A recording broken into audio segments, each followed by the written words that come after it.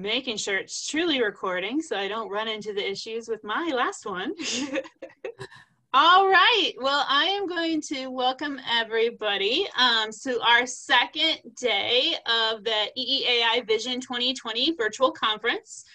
This is the administrative track, and we are hearing from Caitin on look at there. How do you use volunteers in cultivating a following, building a volunteer program that sticks?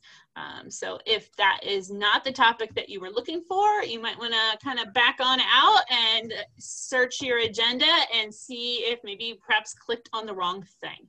But very quickly, wanted to give a good thank you to our sponsors for this year's conference, NIPSCO, Mary Lee Environmental Center of Goshen College, and NAAEE. So you're going to be listening to Caitin here, who is an alumni of Grace College. So Caitin Yoder obtained her degree in business management and accounting. She is working for the Lilly Center, which gives her a number of opportunities to impact both her personal and professional life. The Winona Lake and Warsaw community boasts a great many resources in lakes and trails, and Caitin has made it her goal to make as many of these resources available to the community as possible through programs and events that she runs at the Lilly Center. So being able to make connections and partner with community leaders is a huge part of her reaching that goal, and certainly one of the most impactful aspects of making a difference in her job. So let me add in. Double dutying here. Okay. So just as a quick one, as you're coming in, everyone does really well, but make sure that you are you are muted. You are welcome to at any time type into the chat box if you have a question, either the Whova chat or the chat on Zoom. And like I said, we'll make sure that we will leave time towards the end to reach any of those questions. But we'll turn it over to Caitin. So. Hey, thanks. Yeah, my name is Caitin Yoder. I'm the Community Engagement Specialist at the Lilly Center. As Mindy said, my background is in business, but I have a huge passion for the environment. So a lot of my job is kind of creating the systems that we use to engage our community. So I think it's a really fitting role. But this program that I'm presenting on is our volunteer program that I put together this past year. I think we all know that volunteers are an important part of doing any kind of nonprofit work and environmental education, but sometimes it can be hard to kind of find that sweet spot of how to engage them and how to retain good volunteers.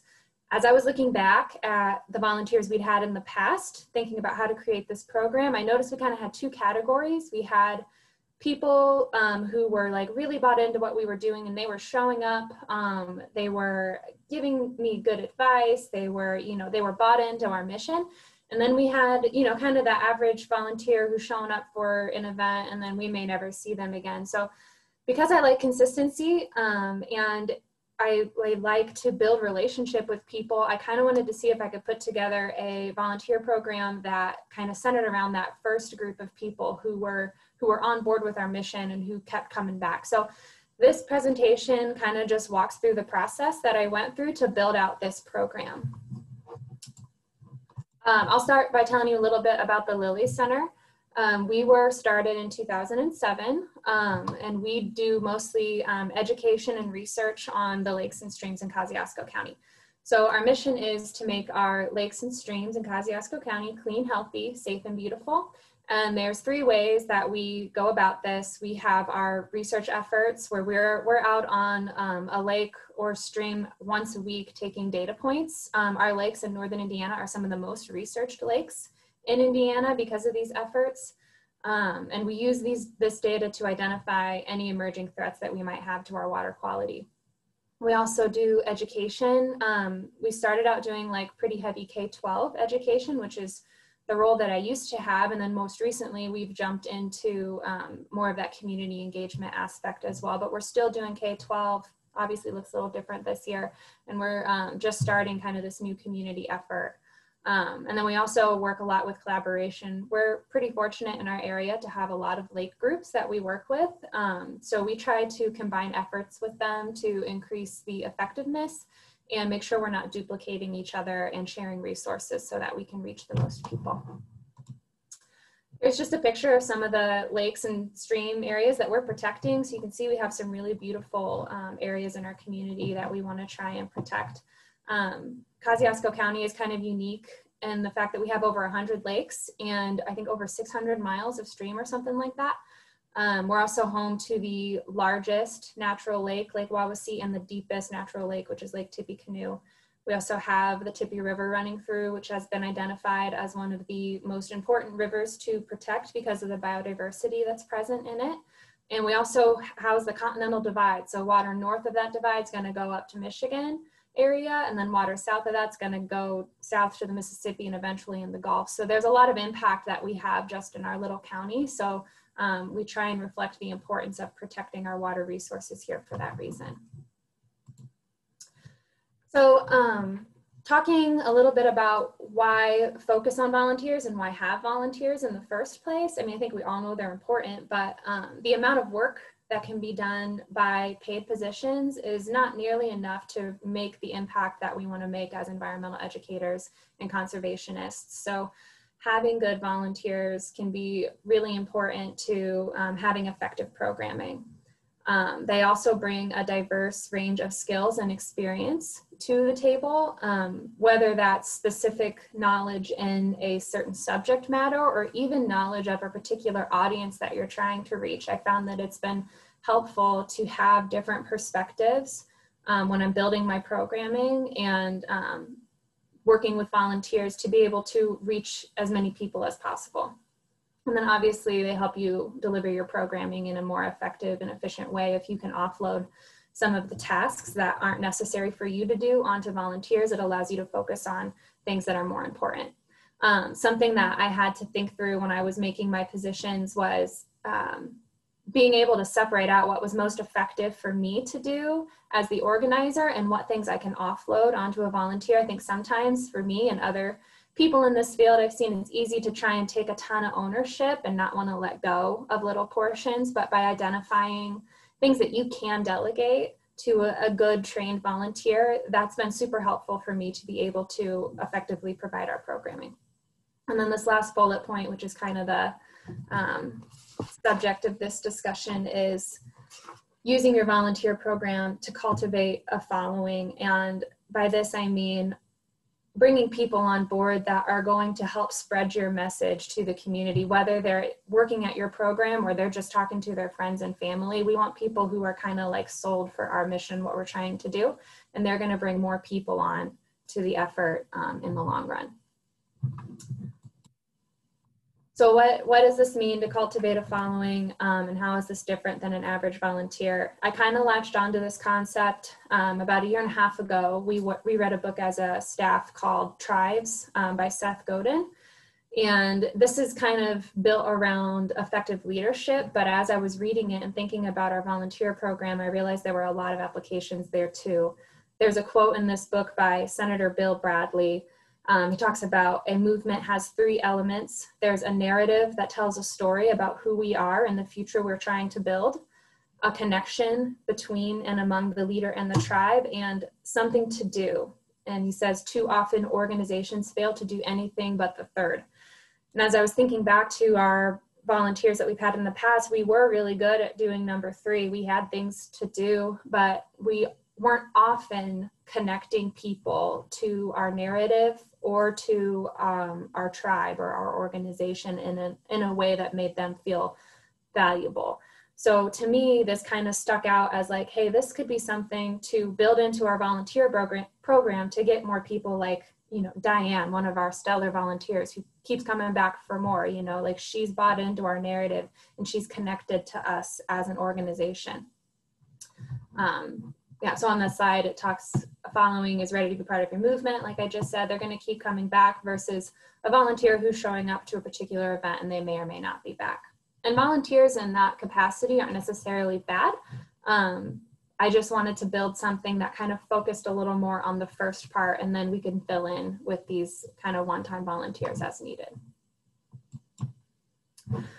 Okay, so this next section is going to kind of walk you through the process that I went through. for the Lilly Center program. If you were able to find the worksheet that I attached to this presentation, you can pull that out.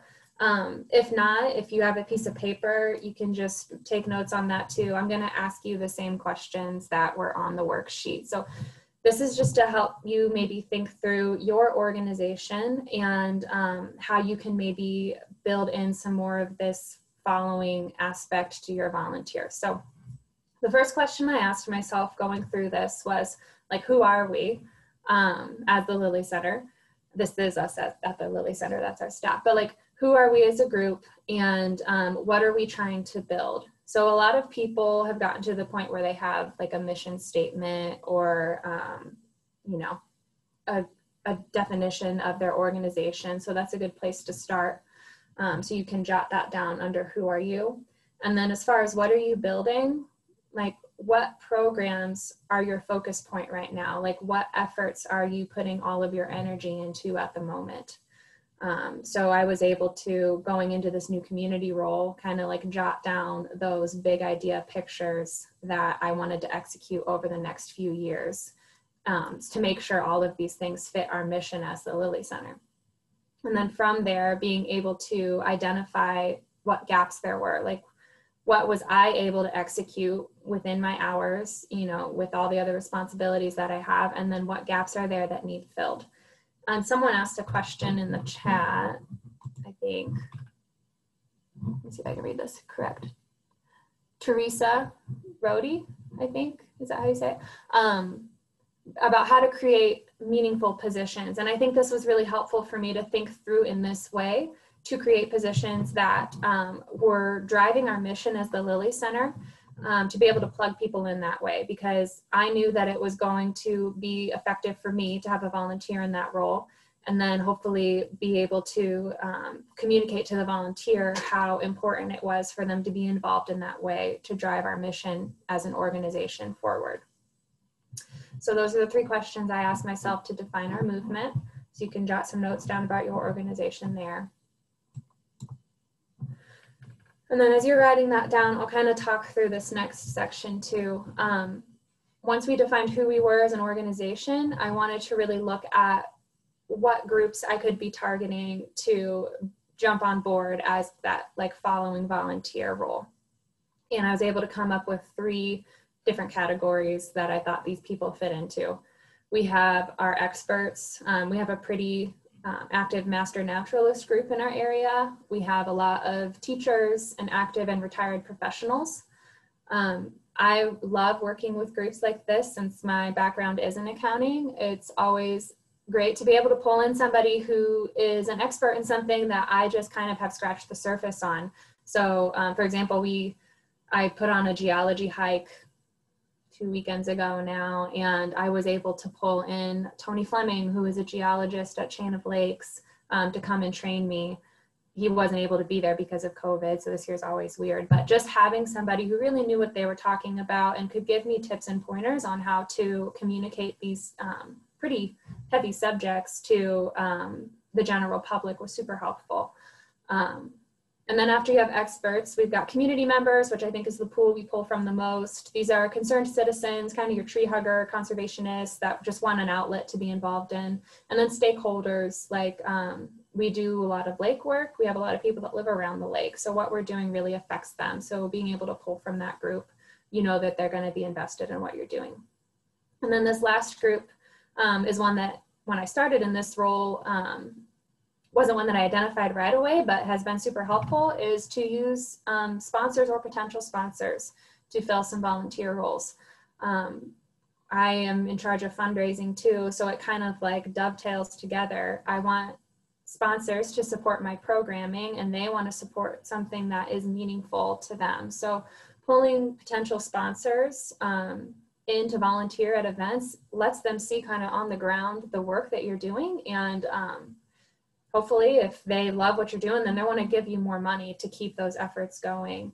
So I think that that's been super helpful. You can see in these pictures down here, I kind of have 2 examples. The picture on the left is one of our sponsors, Ryan Workman. he volunteered to lead a hike on one of the trails where his organization had installed some green infrastructure. So he got to talk as an expert about the projects that he put in, and he also funded the event. And so it worked out really well as a partnership that way on many aspects. And then on the right, we have a picture of volunteers coming to a Cherry Creek cleanup, which is by Winona Lake. People really love this area. There's a lot of trails. So there's a lot of concerned citizens and people who have a stake in that area. So we expected maybe 20 volunteers that day, and we ended up with 60. So that ended up being a really, really great event. So if you look at these groups, and if you can kind of think through the gaps that you've identified based on your mission and the programs you're working on, and then match up some people from these different areas. You might not have specific names yet, but just to kind of connect the groups to the areas where you think that they might feel most valuable and will be the most help to you as the organizer of the event. And I think that that's a really good place to start. And this really helped me to drill down into recruitment.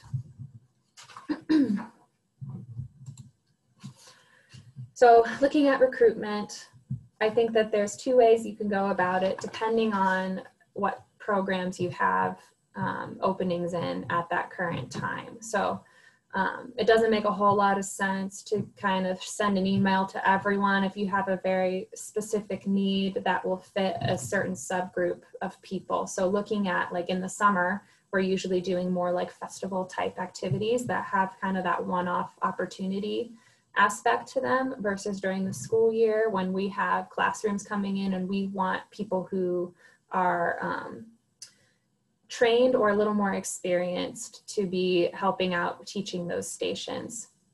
And the idea with this program that I put together, and I'll go through kind of the more of the framework after this, is hopefully to have a master list of volunteers that is built up of people who have filled out our interest form and been trained, and we know kind of what their interests are. So when we have opportunities come up, we can go through and just filter that spreadsheet to be able to find the people who are interested in those opportunities. So that's the goal. Like I said, we launched this in January and then the pandemic happened. So things haven't like played out the way that I envisioned them, but I do still feel comfortable with the structure that I've put together and hope to see this kind of build itself up into 2021, 22. But yeah, so there is, I think the goal of my program is to get to the point of having a targeted approach, but I think that there is still a place for a broad brush approach if you have an event where you need a lot of hands. I think still applying some of the concepts of orienting them to your organization and explaining to them the impact of each of their roles is still important, even in a broad scale, but it's going to just depend on the programs that you have open at that time. Does anyone have any questions so far? I know I just kind of spilled a lot of information, so I'll stop for a second if anyone has a question. And as far as the chat on Whova, I'm going to talk about gratitude for volunteers towards the end, so I will touch on that too. So, okay. Coming out of kind of the broad picture aspect, the next part would be to create kind of the framework of how you're going to want to track your volunteers and orient them and train them and all that kind of stuff. So what we've done is, I think, most importantly, identifying who's going to manage this process. It doesn't have to be that full-time, someone's full-time role. It's not my full-time role, but I'm the person who's kind of overseeing the process of intaking and training and keeping track of all of our volunteers. And I think that's super helpful to have somebody as that point of contact for people who are interested so that people aren't falling through the cracks. Before this was a part of my role and we were growing really fast and kind of just pulling people in as we could, I felt like we might have dropped the ball a few times by not following up with people like we should have, because it wasn't one person's job to kind of manage that. So that's been super helpful for us to kind of have a really, tight program put together that makes people feel like we are invested in their in their experience and their efforts as a volunteer. And then the paperwork, as far as what we've put together, we use a lot of Google Forms, and I know Sarah Wolf talked about online resources, so make sure to check out her presentation if you haven't on Friday. But we are Google-based as an organization. Oops, go back here. We're Google-based as an organization, so I've found it really helpful to use Google Forms and Google Sheets as a way to track everything. This is our volunteer interest survey. So as somebody expresses interest in volunteering with us, they're gonna get a link to this survey to go fill out. And it collects all their information that we might need: emergency contacts, shirt size, their availability as far as the day of the week and the time of the day, just all these questions that I thought might be helpful to know when trying to place somebody, because the goal is to put them in a meaningful position so that they will feel like they, their efforts are worthwhile and they're going to want to get involved more. And down here in this section, I have listed all of the current volunteer opportunities that we have as the Lilly Center that they can express interest in, as many as they are interested in. And this is just the first step. They're not committing to volunteering to any of these. This is just kind of showing us what their skills are, even down to like what age children they would like to work with, or if they don't want to work with children at all. I have one volunteer who, she's a retired school administrator, but she doesn't want to work with kids. So on the surface, I would have put her with kids, but I'm glad that I had this because she doesn't want to, which I don't blame her. So, and then even just little extra section for things that maybe we aren't doing as the Lilly Center yet, but we might want to do in the future to see kind of what other skills our volunteers have that we could pull from. And the cool thing about Google Forms is that it keeps all your responses in one area. You can look at them in summary or individual, but then there's this cool aspect where you can have it export to Google Sheets and it updates live. So anytime anyone's filling out this form, whether it's the day I send it to them or like 6 weeks afterwards, it's going to update my form automatically. So I have it all in one spot and everyone in our organization can access it too, since we're all on the same shared drive. So I really like Google Drive. I was really hesitant at first to get involved with it. I don't know. I was an accounting major, so like Excel was the way to go, but I actually really like this. So, so yeah, that's our interest form, and that's where we start our volunteers. Okay, there we go. And then the other paperwork that we have for them is a volunteer agreement and a background check. And this is kind of like that legalese type stuff where they're signing that they are aware that they're volunteering and they're not being paid for this role, that they're representing our organization and all that kind of stuff. And then we also do background checks since we work with children a lot. We do that through Grace College. We're fortunate enough to be a division to where they handle all of that. But I think that it's maybe just like a few dollars or something like that to have someone go through a background check if you're doing that independently. That's just been really helpful and has made me feel a lot more comfortable about vetting the people who are coming to our kids events. Oops, I should have stayed off the screen. And then the last piece of paper that they get at the orientation is this handbook, which is essentially everything that I just outlined, just put together in one paper. It has our mission and kind of who we are, so defining our organization, the people that they might want to get a hold of, information on our campaigns, a little more detailed, our K-12 programs, our community engagement programs, and more detail on the roles and responsibilities. This still isn't drilled down into the exact specifics of what they would do, but when they would come to orientation and get this handbook, they would get a little more detail and then know like if we're requiring additional training, which really is just, you know, getting in contact with the person who's running that program to know a little more specifics about those things. Yeah, so it outlines all of those opportunities. We might have things that we have coming up in the future, just to kind of get them excited about other opportunities.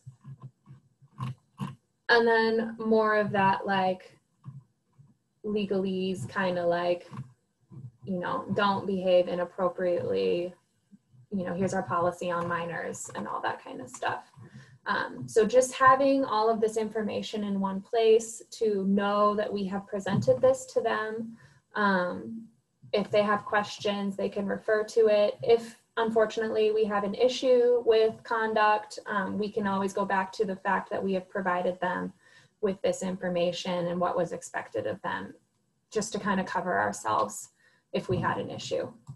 Am I drawing on the screen?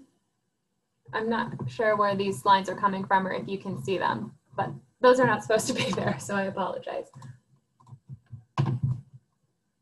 Okay.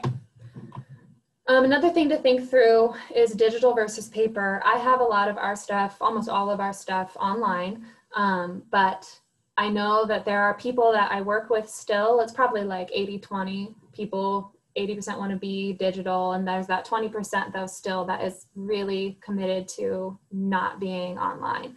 So I do have these set up in a way that I can print the interest survey, obviously, and the agreement and the background checks and all that kind of stuff, even the handbook, so that I have an option to give this to people as a paper form. And then with the surveys, what's really nice is when people fill it out digitally or on paper, I can just go enter it in as if I was them, and all the information is still kept in the same spot. So just kind of having a backup plan. There's one gentleman that I have who doesn't even have an email. So I mail him everything and he mails me back. It's kind of fun to get snail mail. But he's such a great resource. He did all the outdoors trails up in Napanee, and he's now helping us do our trail system out behind our building. So super glad to have him on board. Just had to kind of adjust the way that I did things for him. And then I think on your worksheet, if you're following that, there's a section to maybe jot down ideas for any of the framework that you might be missing that you could add into your program too. And a lot of these things, because one of my strengths is, maybe it's a strength, I think it's a strength, is finding people who are really good at something to help me put it together. Because I would rather not go through the process of trying to figure it out and reinvent the wheel. But I had that school administrator who helped me a lot with this orientation, or yeah, the volunteer orientation and the handbook and all that kind of stuff. So yeah, just really good at pulling in. It's really good to pull in experts in different areas that you might not be sure on. So moving from the framework into the training, the way that we have our setup is we do a broad orientation. And then after that orientation, depending on what program they're interested in, they would then go to an event or role specific training with the person who is in charge of that particular program. But at the broad orientation, which is what I put on for our volunteers, I like to structure it as, dealing with the paperwork and getting it over with, but then using it as an opportunity to really get to know the volunteers or the volunteer that I am orienting, to again help to understand what their skills are, what their interests are, so that I can plug them in to the right program that they're gonna feel really effective in. And it's also a good way to get them to know each other really well. The orientations that I've been able to have pre-pandemic were really fun because you work with all these people separately and then you get them all together in a room, and it's kind of like EEAI conferences. They're meeting all these people who are like-minded and they get really excited, and it's just a really good way to connect them, to further connect your organization. I also use this as a time to introduce them to the other staff members and to our director, so they can just feel really integrated into our group. It's also a good way to talk about current and upcoming events and projects that you're working on to, again, keep them excited about what's coming up in the future. Something that we haven't gotten to quite yet that I would like to build in is a newsletter for volunteers. And I think that the Elkhart Environmental Center does newsletters for volunteers. And I came across that and I thought that was a really good way to make them feel connected even when they're not volunteering for a specific event. And then after that broad orientation, they're going to go into, like I said, that's role-specific training to get the what, when, and how. And I think this can be done really poorly or really well. I think a lot of times what separates a good volunteer experience from a bad volunteer experience is feeling unprepared. So just making sure that if it's not me who's training these people for that specific training, that they are, that it's being communicated to them exactly what's expected of them, even down to like what exact time to be there and where to park and, you know, what to wear and all that kind of stuff, so that when they show up, they don't feel like they're kind of being thrown into the fire. Okay, and then as far as retention, these are some practices that I put into place for our program. We try and keep really good records of volunteer hours, and I do that through a form as well. And if they, you know, if it's not conducive to have a cell phone or an iPad at a certain event, we have paper versions of that too. So again, they can fill it out on paper. And then when I come back and I'm unpacking from the event, I just pull out that clipboard and enter in people's time on my Google form so that it's all in one place. Keeping good record of volunteer hours is important for a number of reasons. Each volunteer hour is worth, I think last time I looked, it was like $22 an hour or something like that. So if you're budgeting and applying for grants, you can use the value of your volunteer hours that it takes to run a program to get a better idea of the true cost of your program. So it just helps you have a more accurate picture of the cost and helps you communicate that to your sponsors and hopefully get better funding for your programming. And it also helps to be able to recognize them for all the effort that they've put in. We had a goal of having a big volunteer dinner at the end of the year where we recognize people on the amount of time that they've committed to our organization. That's been postponed this year, but that was our goal, to be able to recognize people well.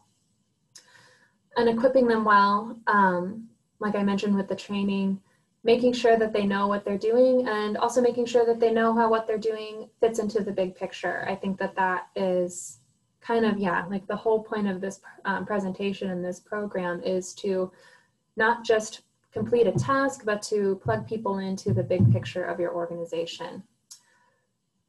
Asking their advice. People love when you value what they're saying. They want to be able to contribute and feel like what they say is important. So knowing kind of the background and the skills of the people you're working with, being able to ask for their advice on a certain program that you're building, or even asking their advice after they volunteered on what could have gone better, I think is really important for helping people feel valuable and wanting to return. And I think there is kind of a gray area, fine line you have to walk as far as asking people's advice and not feeling like you always have to do what they say, because they are your programs and you want to maintain kind of that mission-driven approach to what you're doing. So just kind of being careful with that relationship where they know that their advice is valuable, but that you're not always going to do exactly what they're advising you to do.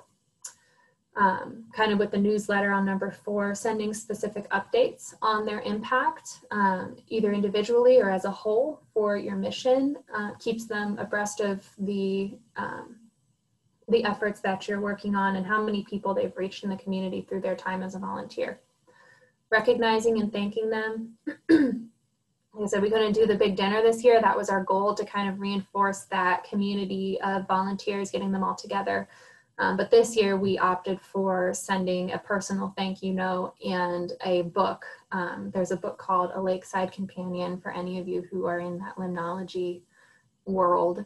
And it's just a really kind of cool coffee table book where this guy wrote almost little like, I want to call them devotionals, but that's not what it is. But they're like little 2-paragraph informational sections on different lake ecology aspects, which is just really fun. So sending them that book, something that's meaningful to the work they're doing, and a personalized thank you was the route that we went this year.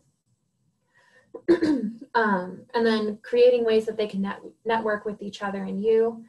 Again, just to build that relationship with them, whether that's through dinners or, you know, maybe a little refreshment time before or after an event that they're volunteering with.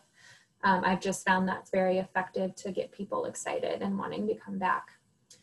Again, I'm a very relational person, so this just makes a whole lot of sense to me. But then being able to put it into a framework to kind of try and just make it how we do things and make it really easy on our end and make it really effective on the volunteers' end, where they're not having to jump through a bunch of hoops either. And I added this slide recently. How does this work during a pandemic? So I know this is definitely not how I saw things going this year. I don't think any of us did, especially being the first year that we launched this, but these are just a few things that I have done differently this year to try and adapt to it and to keep people engaged even during these times when we're all kind of separated and apart. We've reframed a lot of our volunteer roles, just like we've had to reframe all of our programming to be either virtual or outside. So there's different things that go into programming like that. So trying to find those gaps in the new way we do things to keep our volunteers engaged. So if you have someone who's really good at tech, having tech support, like with webinars or presentations like Mindy's doing for me, having somebody who is watching the chat, super helpful. That way you don't have to try and do both at the same time.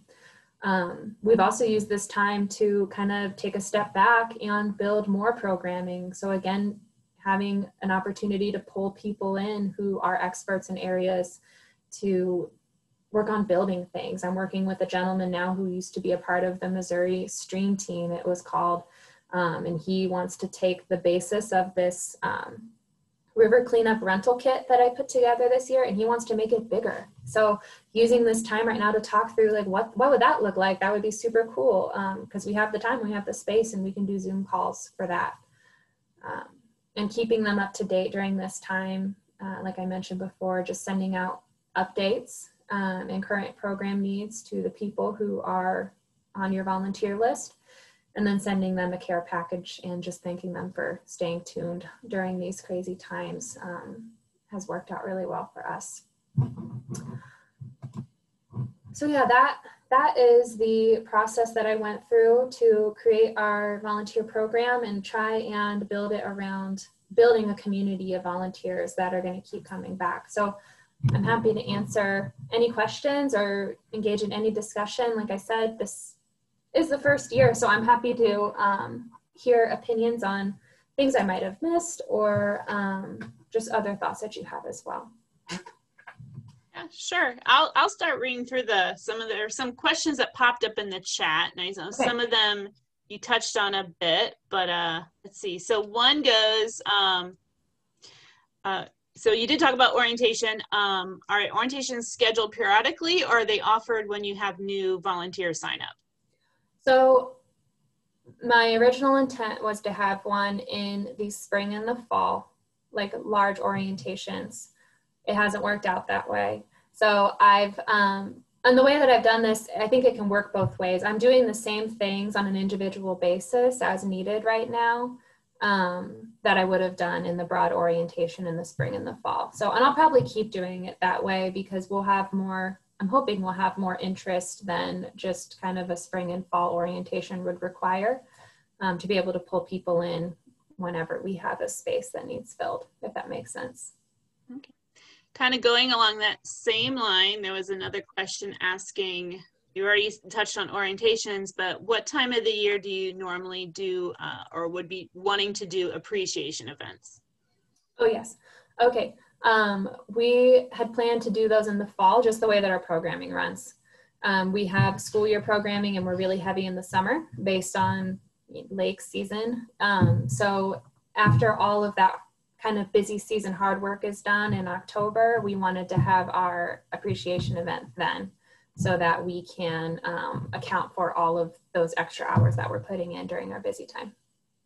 All right. I also had another one in the chat asked, do you have a budget for your volunteer appreciation gifts?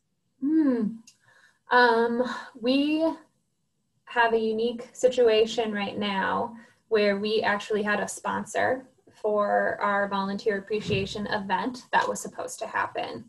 So it was the Community Foundation had given us $500 to do that event, and when we had to cancel the event, that ended up being our budget for the appreciation as well. I'm hoping to continue that partnership at some level in the future. So yeah, I guess that is an option if you can find a sponsor, even if it's not just a straight money donation. I know a lot of restaurants will donate food to events like this for appreciation for volunteers. Okay. And then on the questions, and then I'll let, if anyone else has any additional on Whova, on the Whova app. I know you talked about the gratitude, but one of those, kind of that two-part question also asked, what's the best way to recruit volunteers? Mm-hmm. Yeah, I mean, I can speak from the experience that I've had so far, and I think we've been kind of lucky with especially the education programs and those kind of more technical needs that I've had. I've had people who have already been interested in volunteering. So it just took me having conversations with them to figure out what they're most interested in and then plugging them in. But outside of that, when I've had like no leads, we've used our social media to advertise that we have volunteer opportunities. Didn't have huge success with that, but when we've also put out feelers to a lot of our private donors, and we've gotten a lot of response from them too. Those again are going to be those stakeholders who live on the lake. A lot of them are retired as well, and that seems to be the way that we've been most successful when we're just putting out kind of a broad advertisement for volunteer opportunities. So I'll open it up. Feel free to unmute yourself if you have additional questions, or if you'd prefer to type them into the chat and I can read them. Or Caitlin can read them if she can see them. I'm not sure. I can see Whova, I can't see Zoom. Okay, well, I can definitely read them if they're in the Zoom chat. Okay. So.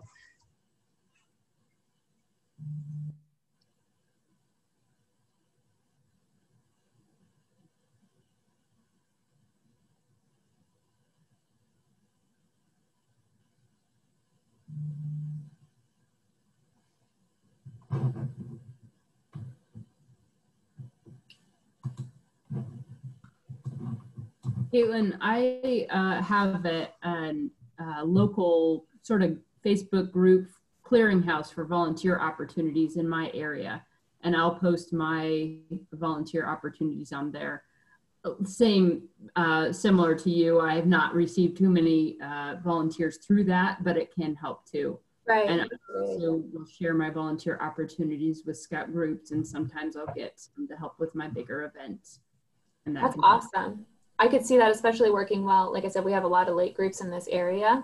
Mm-hmm. I would love to start something like that collaboratively with volunteers. Mm-hmm. I also have a pretty good success rate with recruiting from our area master naturalist classes. Yes, for sure.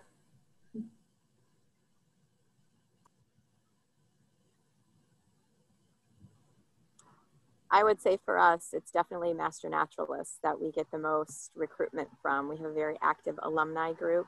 In fact, I saw a photo of Chuck Harvo in one of the pictures. Yeah, he's one of our regular volunteers too. Yes, he's great. Oh yeah, he's awesome. So yeah, IMN groups are wonderful. They do, our alumni group does a regular newsletter. And so instead of me doing a newsletter, I just make sure I include everything into that newsletter. So it's kind of using what's already available to help get the word out too. Mm-hmm. But yeah, thank you. These were some great ideas. This was added to my plate along with programming and supervising and doing all sorts of other things. I am now also in charge of the volunteer program for the entire county park system. Oh, wow. That also includes corralling and kind of organizing our community service requests as well. I don't know if anybody else in this group gets community service requests. That's a whole nother animal, and that is a challenge to do both and keep them straight. Yeah, for sure.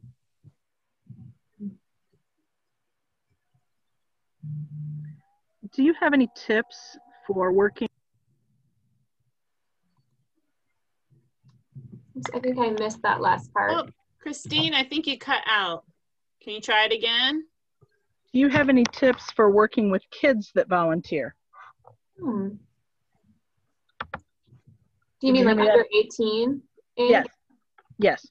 Yeah, I don't know that Well, I can speak from the perspective of college students because that's the youngest that I've worked with in our volunteer programs. And what I've found that works best with them, because they're a little nervous because they're just not as experienced, is I will bring them in for a training beforehand if I'm having them work on like helping me with a lesson or something like that. And I will present it to them as if they were the student themselves who is receiving the programming. And I think hearing it from the perspective of someone who would be participating in the program is helpful for them to see kind of what works best when presenting that information, if that makes sense.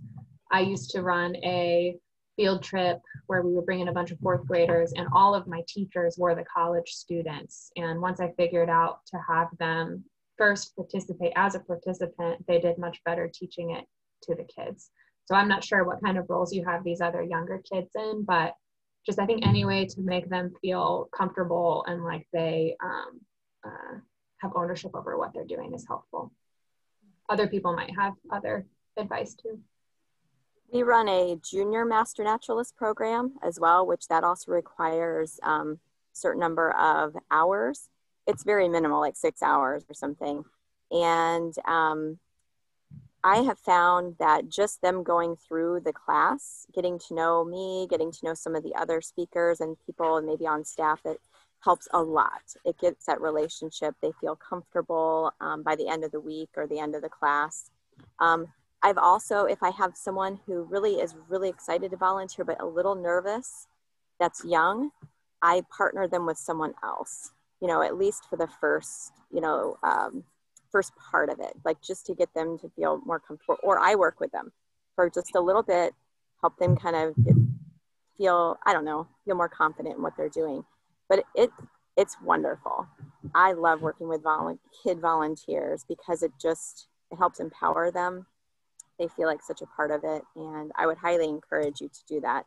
Good communication with the parents as well for pickups and drop-offs, and they can help too, as far as I'm concerned. Right. We don't work individually with kids, but we'll work with like scout groups. So you're getting a group of kids plus the bonus with that one is plus adults. So we'll work a lot with, especially in some of our community hour type, like invasive plant poles and things of that sort. We're working with an entire actual troop or den. We were going to do a junior counselor for our summer camps this year. And unfortunately with COVID, we actually canceled that one because we figured that was just a little too much to try to take on. But that would have allowed those kids that normally go through our summer camps, because our camps top out at 12. So we were gonna set it at 14 because we wanted to have a little bit of an age gap that they could start being a junior counselor. So hopefully next year, maybe we'll be able to try to restart that one and let you guys know how it goes. So. That's awesome. We have kids will volunteer, but I have the parent have to be there so they can supervise the kids. We had a family come in almost once a week this summer or every couple of weeks to help clean our turtle tanks and scrub turtle rocks. Awesome. So got them started. They actually have turtles at home, so they really didn't need a whole lot of guidance, but they needed some kind of service project for a scout badge, I think, for all the kids. And so they came in and did that. But we don't have young kids volunteering on their own. Basically, if they can't drive themselves, they have to be with their parent or another adult, because we don't want to babysit.